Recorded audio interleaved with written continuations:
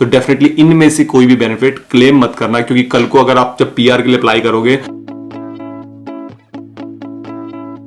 So guys, once again welcome back on the video. In today's video we will be talking about on important topic, क्या spouse visa बंद होने जा रहा है 2023 में। इसके साथ साथ मुझसे ना काफी लोग ये भी पूछते हैं जो स्पाउस वीजा पे आते हैं या आने की सोच रहे होते हैं कि भैया हमें ये बताओ कि हम स्पाउस वीजा पे यहाँ पे आके कैसे उसका बेस्ट बेनिफिट उठा सकते हैं, मतलब कैसे हम उसको यूज कर सकते हैं अपनी पीआर की हेल्प में। मतलब कैसे अगर कोई स्पाउस पे आ रहा है और ऑब्वियसली मेन एप्लीकेंट भी आ रहा है तो क्या हम करें कि जिससे कि हमारे चांसेस जो हैं पीआर लेने के वो बढ़ जाते हैं।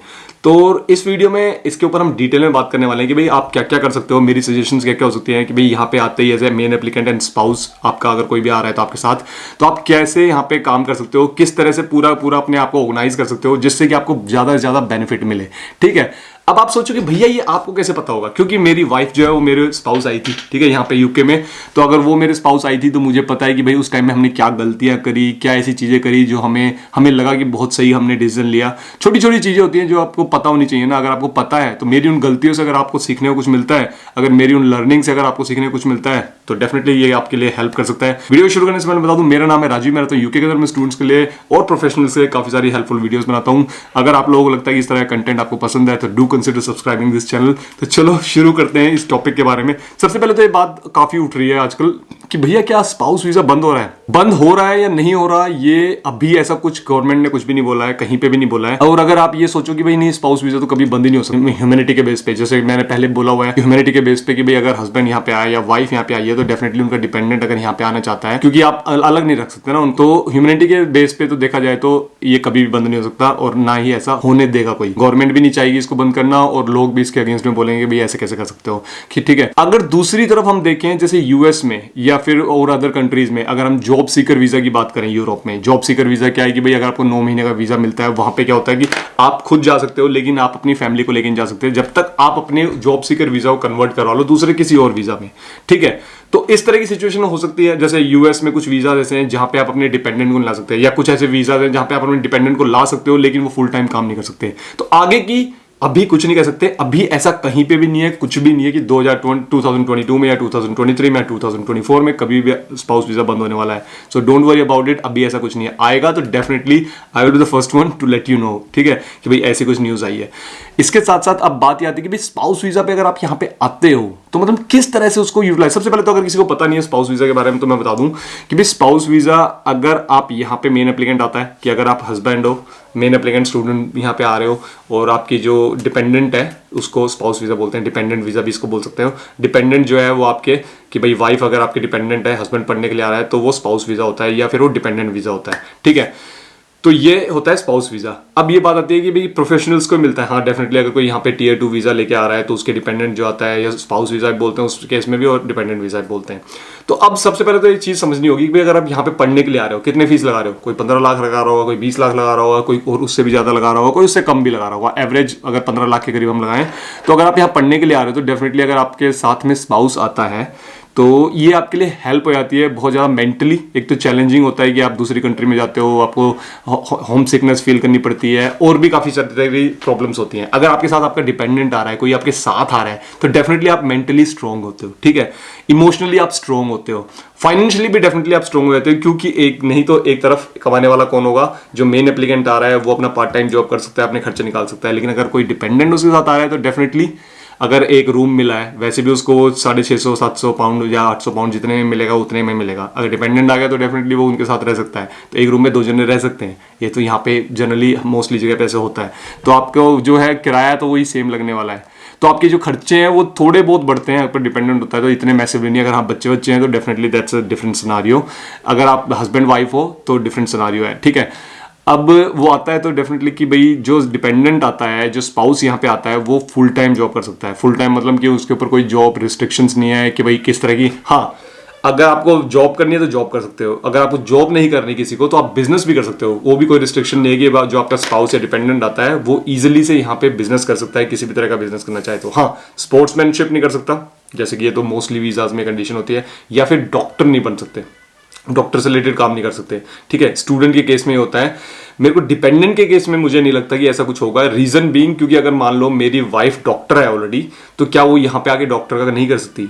नहीं कर सकती होगी। रीजन क्यों? क्योंकि यहाँ पे आपको टेस्ट वगैरह कुछ क्लियर करने पड़ते होंगे। जैसे आपको उस टेस्ट वगैरह कुछ क्लियर करते हो या फिर आपको जॉब वीजा के लिए शायद अप्लाई करोगे, जहाँ पे भी आप जॉब करोगे तब जाके आप कर सकते हो। बाकी आपकी वीजा पे है ना लिखी होती है कौन से रिस्ट्रिक्शंस है या नहीं। अब बात आती है कि यहाँ पे आते ही स्पाउस को करनी क्या चाहिए। कुछ ऐसी चीजें जो मैं आपको सजेस्ट करता हूँ जो आपको यहाँ पे आते ही कर देनी चाहिए या यहाँ पे आने से पहले। अगर फॉर एग्जाम्पल आप इंडिया से यहाँ पे आ रहे हो और अगर आप हस्बैंड वाइफ दोनों आ रहे हो तो सबसे पहले तो अपना है ना, अगर आपके पास इंटरनेशनल ड्राइविंग लाइसेंस नहीं है तो इंटरनेशनल ड्राइविंग लाइसेंस लेके जरूर आना। क्योंकि अगर आपको मेन अपनी फील्ड में जॉब नहीं मिली, चाहे आईटी में काम करते हो, चाहे सप्लाई चेन मैनेजमेंट में काम करते हो या सिविल इंजीनियरिंग से रिलेटेड कोई जॉब करते हो, अगर वो अपनी जॉब नहीं मिली तो अपनी कोई दूसरी डिलीवरी की जॉब या किसी भी तरह की कोई जॉब अगर आपको करनी हो तो डेफिनेटली आपके पास अपना लाइसेंस हो, इंटरनेशनल लाइसेंस, आप उस पर काम कर सकते हो। 1 साल तक वो वैलिड होता है, उसके बाद यहाँ पे आप अप्लाई कर सकते हो। तो make sure don't apply for provisional licence, क्योंकि जिस दिन आप प्रोविजनल लाइसेंस ले लेते हो उसी दिन से आपका इंटरनेशनल लाइसेंस इनवैलिड हो जाता है। So you can not drive for, मतलब जो 12 महीने के लिए अलाउड होता है वो नहीं कर सकते आप, ठीक है।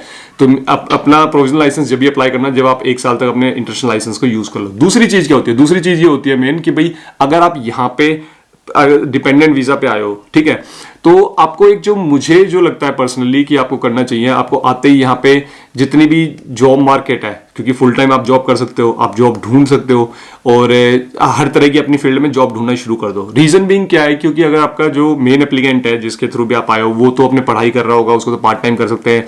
तो अगर दोनों आप आईटी में हो तो कितना बढ़िया आपका बेनिफिट मिलता है। क्योंकि what you can do, you can start looking for the Tier 2 related job, sponsorship related jobs. Day 1 से अपनी जो भी जॉब मिलती है उसको करो, उसके साथ साथ अपनी स्पॉन्सरशिप रिलेटेड जॉब को आप ढूंढना शुरू कर सकते हो। क्योंकि आपके पास अपॉर्चुनिटी है, आपके पास पूरे 1 साल तो जो स्टूडेंट टाइम का होगा और प्लस 2 साल जो PSW टाइम का होगा, 3 साल का टाइम होगा। 3 साल में तो अगर कोई बंदा ढंग से मेहनत करके करे ना तो डेफिनेटली वो जो कहते हैं ना कि भाई स्पॉन्सरशिप रिलेटेड जॉब ढूंढ सकता है, बहुत अच्छी अपॉर्चुनिटी होती है। और एक जो बहुत सारे क्वेश्चंस जो मुझे आते हैं कि भाई स्पाउस वीजा पे कौन कौन से ऐसे बेनिफिट्स हैं जो यहाँ पे आप क्लेम कर सकते हो, ठीक है।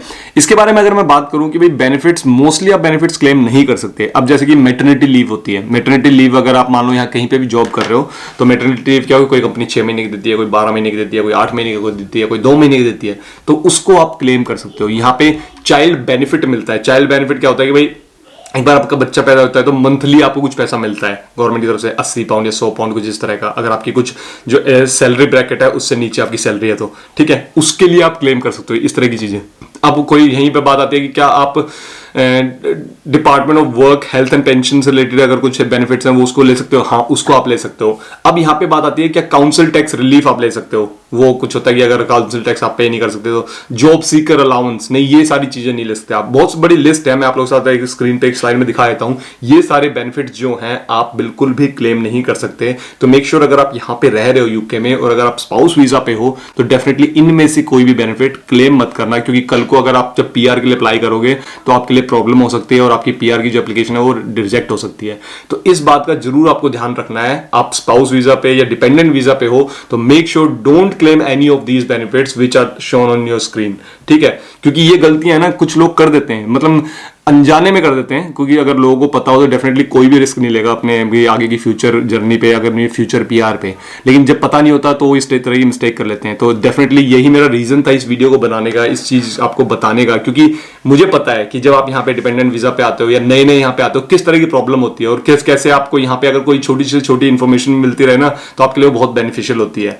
तो यही एक रीजन था इस वीडियो को बनाने का, स्पाउस वीजा के बारे में आप लोगों से बात करने का। अगर आप लोगों को लगता है कि इस तरह की वीडियोस आपको हेल्पफुल होती हैं और आप लोगों के लिए मतलब आपको कुछ भी सीखने को मिलता है इस तरह की video, so do consider subscribe my channel.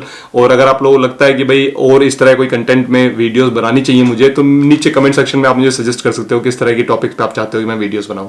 तो मिलते हैं नेक्स्ट वीडियो में, तब तक के लिए बाय।